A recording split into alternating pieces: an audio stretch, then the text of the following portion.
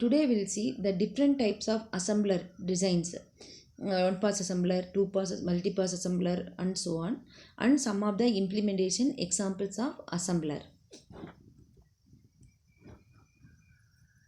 That is, in assembler design options, we are going to see what is a single pass assembler and what is multi-pass assembler. And in the implementation examples, we are going to see the three different things: Microsoft MASM assembler, Sun Spark assembler, IBM AIX assembler. First we'll see the single pass assembler. So single pass assembler means it has to do the conversion in a single step. Converting assembly level language program into machine language, it has to do it in a single step. Already when we are seeing that two pass assembler algorithms, we have discussed about the problem of forward reference. Suppose the symbol is defined later and it will be referenced first, means that is called as a forward reference. So that thing should not be handled by the single pass assembler. Now to overcome that problem only, we are going for a two pass assembler or multi pass assembler. Then what is the solution for the single pass assembler? Again, we want to use single pass assembler itself. We don't want to go for a multi pass assembler. Means first the symbol should be defined, then it will be referenced. In that case, we can use single pass assembler. Otherwise, we should go for a multi pass assembler. Then in that single pass assembler, we are having two types. One is load and go assembler, and other things all together it is called as another type. The load and go assembler, what it is going to do means it is going to produce a object code directly in memory for immediate execution. There is no other directly it is producing the object code for execution, and other kinds of the assemblers will produce a usual kind of object code for later execution. Currently immediately we can't execute, later only we can execute. The type of object codes it is going to generate. Characteristics of load and go assembler is useful for program development and testing, because immediately we can execute that object code. So it will be useful for program development and testing. Avoids the overhead of writing the object program out and reading it back again using and so on. That it is avoids. Both one pass and two pass assemblers can be designed as load and go. Not only that one pass assembler is load and go, the two pass assembler also load and go is there. However, one pass also avoids the overhead of an additional pass over the source program. For a load and go assembler, the actual address must be known at assembly time. We can use an absolute program. This is the main thing of load and go assembler. And then next we will see multi-pass assemblers. One way of solving that forward reference problem is first define the symbol and we can use the we can reference a symbol. But another option to solve that forward reference problem is going for a multi-pass assembler. That is especially the two-pass assembler.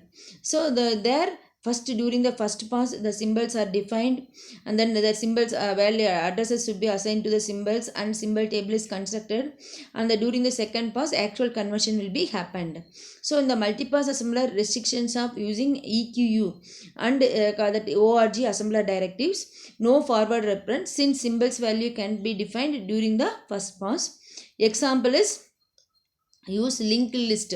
We can use linked list to keep track of whose value depend on an undefined symbol. So linked list is a data structure which is used over here. Then next we'll see the some of the implementation examples of assembler. Okay, so in the previous thing we have seen assembler design options. Major classification is single pass assembler and multi pass assembler, but practically we'll tell single pass, two pass and multi pass. So only during only one step the conversion is taken care, means we will go for a single pass assembler. Not to solve the forward reference problem, we'll go for a two pass assembler. There the conversion will be happened two steps. And multi-pass assembler means more than two steps are required to do passes are required to converting the assembly level language program into object code. Okay, then next that is, I think already we have seen that two pass assembler in detail in the previous topic, pass 1 algorithm, pass 2 algorithm, how it works and so on. Now we'll see some of the implementation examples of assembler. The first one is Microsoft MASM assembler, Sun Spark assembler, and IBM AIX assembler. The first one is Microsoft MASM assembler. From the name itself it is there. It's MASM assembler is developed by Microsoft. is written for Pentium. And what is the purpose of this MASM assembler means, especially it will be written for Pentium and other x86 systems. x86 means it may be the 80386 or that 86 series systems it is developed. Since x86 systems use memory as a collection of segments, there the memory is divided into segments, code segment, data segment, so on. So the MASM assembly language program is written as a collection of segments only. Each segment is defined as belonging to a particular class. Commonly used classes are code class, data class, constant class, and stack class.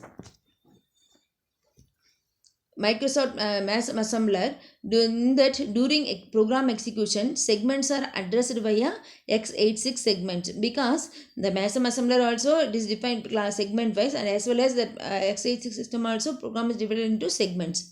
Code segments are addressed using the register code segment register, and stack segments are addressed by using a stack register, and data segments are addressed by using data segment register.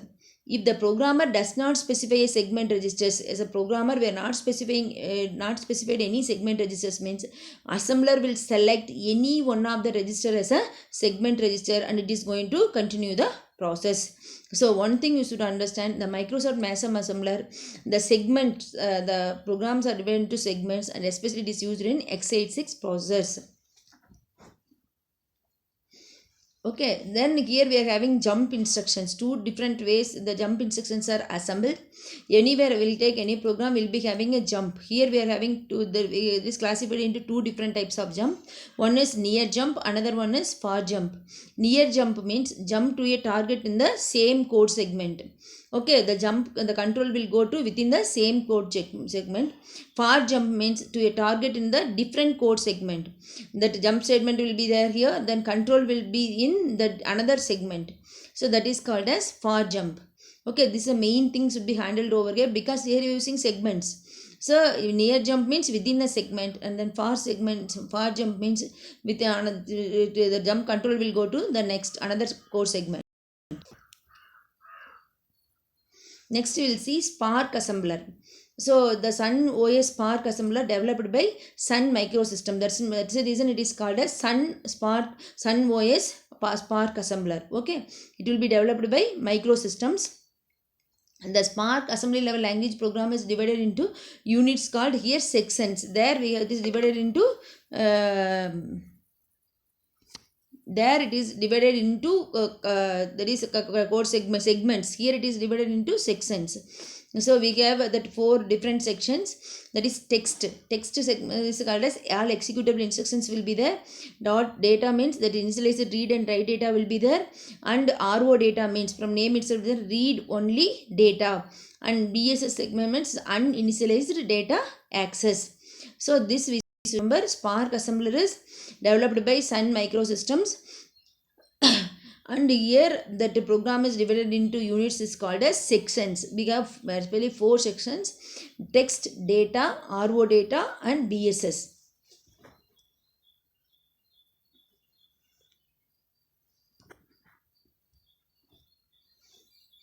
The last in the implementation example we are going to see is AIX assembler. It is developed by IBM. Okay, the AIX assembly level language program can be divided into control sections using .csec assembler directive. C segment control section assembler directive. So now to divide into control section, this assembler directive is used. AIX assembler itself 2-pass assembler. So this assembler can be using the 2-pass assembler concepts. It supports various models of PowerPC and microprocessors. Okay, so it is used for various types of PowerPC and microprocessors. Microprocessor already we have studied in the 4th semester, 8086 microprocessor. There what where MASM assembler and we have used, I think so. That especially that AIX assembler is designed for the microprocessors, not to convert the assembly level language program into machine language.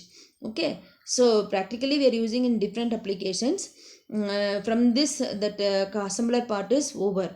I think in the under the assembler topic we have seen what is the basic functions of assembler and what are the data structures used by the assembler, and then next we have seen how that object program will be stored using the different records, header record, text record and end record. And next we have seen the machine dependent features of assembler, that is the relocation and instruction formats and addressing modes. Then machine independent features of assemblers, we have seen different things, different directives and program linking control sections and so on. Then the last thing we have seen assembler design options, that is one pass assembler and multi-pass assembler. And finally we have seen the implementation examples of assembler, that is we have seen that MASM assembler, Sun Spark assembler and AAX assembler. So that's all about assemblers. The next class we are going to discuss about macro process, the next data structure. That also will come under the first module. Thank you.